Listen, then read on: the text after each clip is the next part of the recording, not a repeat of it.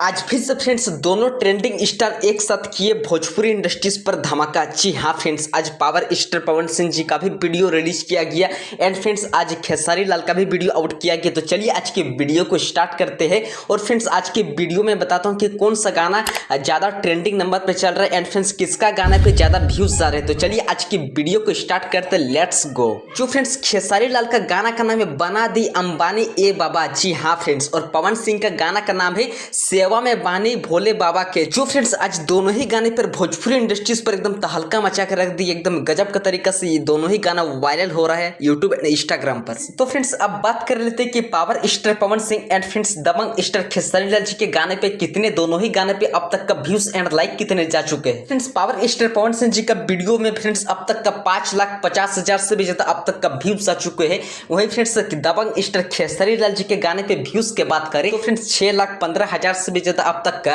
Views आ चुके हैं। तो फ्रेंड्स आप लोग यहीं से अंदाजा लगा सकते हैं कि friends Khesari ji power star से बहुत ज्यादा आगे निकल चुके हैं। अब फ्रेंड्स बात कर लेते हैं कि खेसारी लाल जी के and friends power star Pawan Singh ji के लाइक कितने मिल चुके हैं।